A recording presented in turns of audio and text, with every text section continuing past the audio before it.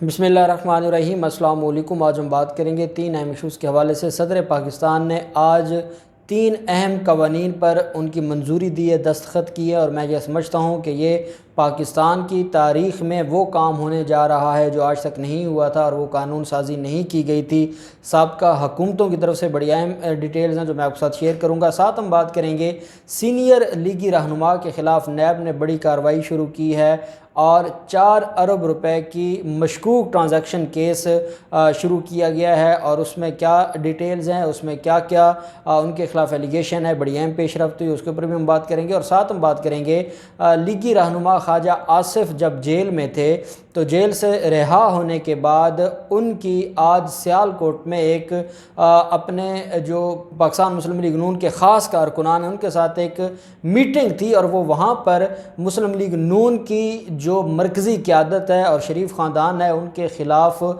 भड़क उठे और बता दिया कि कैसे वो जितने महीने जेल में रहे ना कोई उनसे हॉस्पिटल में मिलने आया, ना किसी ने टेलीफोन किया, ना कोई जेल में मिलने आया।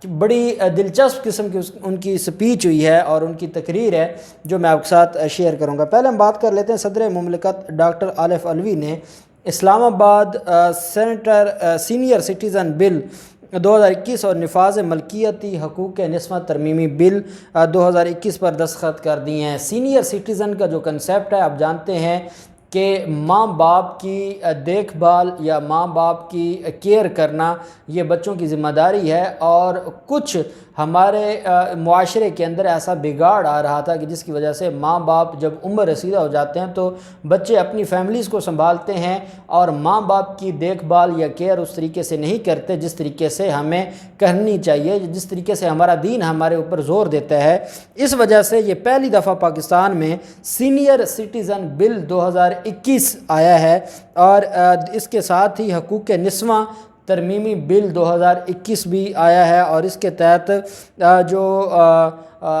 ये बिल है जो ख़वातीन के मसाइल हैं, जो उनको मलकियत के जो मामलात हैं, उनके जो ज़मीनों के इशूज़ हैं, उनके विरासत के जो इशूज़ हैं और उनकी ज़मीनों पर कब्ज़ों के जो इशू हैं उनको देखा जाएगा।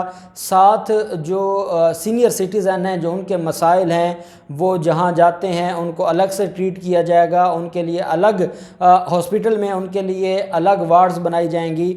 अगर वो किसी महकमा में जाते हैं तो पहले उनका काम किया जाएगा। ये राइट्स दिए गए हैं सीनियर सिटीज़न्स को, और ये पहली दफ़ा पाकिस्तान की तारीख़ में ऐसा हुआ है कि ये जो मामलात हैं और इस तरीके से जो सीनियर सिटीज़न हैं उनके हकूक़ पर ये मामला है। अब इसमें यह कहा गया है सीनियर सिटीज़न बिल 2021, इस बिल के तहत इस्लामाबाद और जो पाकिस्तान के बुज़ुर्ग शहरी हैं उनकी फ़लाह व बहबूद के लिए इक़दाम किए जाएंगे। कानून के तहत सीनियर सिटीज़न कौंसिल का क़याम भी अमल में लाया जाएगा। बुज़ुर्ग अफराद के लिए ओल्ड एज होम दारुशफ़क़त का क़याम भी अमल में लाया जाएगा। 60 साल से ज़ायद उम्र के अफराद सीनियर सिटीज़न कार्ड के अहल होंगे। बुज़ुर्ग शहरियों को म्यूज़ियम, पार्क्स और लाइब्रेरी जैसी सहूलियात मुफ्त दी जाएंगी। इलाज मुआलजे की सहूलियात दी जाएंगी। दवाओं पर रियायत दी जाएगी। अलहदा काउंटर बनाए जाएंगे। अलहदा वार्ड्स की सहूलियात दी जाएंगी, और बुज़ुर्ग अफराद को फ़िज़ाई और रेलवे सफ़र पर 20% रियायत दी जाएगी, और मुस्तहिक और अहल बुज़ुर्ग अफराद को माली मुआवनत भी दी जाएगी। और ये सारा कुछ हुकूमत पाकिस्तान करेगी, और हुकूमत पाकिस्तान इस सारे के सारे मामले को देखेगी। और मैं ये समझता हूँ कि ये इतना तारीख़ी काम है और ये वक्त की ज़रूरत थी जो अल्हम्दुलिल्लाह हुकूमत पाकिस्तान ने किया है, और हम इस पर अप्रिशिएट करते हैं और सदर पाकिस्तान को इस अहम कारनामे पर मुबारकबाद पेश करते हैं।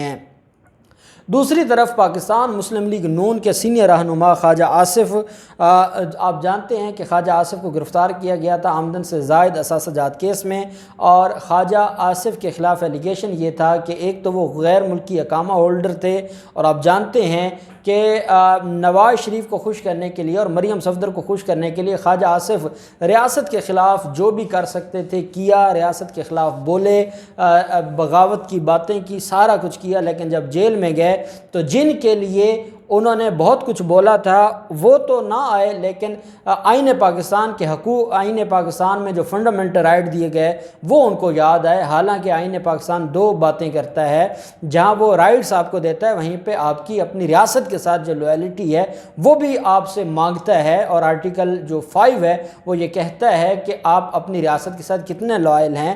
جب ایک شخص وزیر خارجہ ہو یا وزیر دفاع ہو اور وہ دبئی کی ایک کمپنی میں ملازم بھی ہو تو وہ کیسے انڈیپینڈنٹ ہوگا؟ اور اسی بنیاد پر خواجہ آصف نااہل بھی ہوئے تھے اسلام آباد ہائی کورٹ سے، اور پھر معاملہ سپریم کورٹ میں گیا تھا اور ان کی نااہلی ختم ہوئی تھی۔ اب یہ معاملہ نیب نے اٹھایا تھا۔ نیب جب نیب سے ان کو رہائی ملنے کے بعد جو مقامی رہنماؤں سے گفتگو کرتے ہوئے خواجہ آصف کی جانب سے جو پارٹی کی اعلیٰ قیادت ہے اس کے رویے پر جو شکوک ہیں، جو شکوے ہیں، ان کا انبار لگا دیا ہے۔ اور ذرائع کے مطابق خواجہ آصف جب ہاسپٹل سے باہر آئے تھے، خواجہ آصف نے تب بھی وہاں پر یہ بات کی تھی اپنے کارکنان سے کہ قیادت کدھر ہے، کیونکہ جناح ہاسپٹل سے ہی ان کو رہا کر دیا گیا تھا۔ اور وہ جناح ہاسپٹل میں آپ جانتے ہیں کہ جو علامہ اقبال میڈیکل کالج کے پرنسپل ہیں، جو نواز شریف کو میڈیکل بنا کر دے رہے تھے، اور نواز شریف کے بارے میں ان کے میڈیکل کے حوالے سے جھوٹی جو مختلف جو دے رہے تھے، کاروائیاں کر رہے تھے۔ ساتھ ہی انہوں نے کہا کہ جب میں ہاسپٹل میں تھا یا ہاسپٹل سے میں باہر تھا تو اس سارے کے سارے معاملے پر مجھے کسی نے نہیں پوچھا، کسی نے گھاس نہیں ڈالی، میں جیل میں انتظار کرتا رہا، میں نیب عدالت میں پیش ہونے جاتا تھا، وہاں انتظار کرتا رہتا تھا۔ میڈیا روز مجھ سے یہ سوال کرتا تھا کہ شریف خاندان یا جو سینئر لیگی قیادت ہے کوئی آنے کو تیار نہیں ہے۔ پھر انہوں نے کہا کہ میری ضمانت لاہور ہائی کورٹ میں 3 مہینے پینڈنگ پڑی رہی، اور وہ ٹیکنیکل گراؤنڈز پر پینڈنگ پڑی رہی، کسی کو خیال نہ آیا کہ وہ میری درخواست ضمانت میں پیش ہو۔ باقی کسی کی درخواست ضمانت ہوتی تھی تو سارے لیڈرز جاتے تھے، میری ضمانت میں سوائے میری فیملی کے چند احباب کے کوئی جانے کو تیار نہیں تھا۔ انہوں نے کہا کہ میرے ساتھ زیادتی کی گئی ہے، میں نے جو خدمت کی ہے پارٹی کی اس کا مجھے اچھا صلہ دیا ہے جماعت نے، اور جماعت نے مجھے میرے حقوق نہیں دیے۔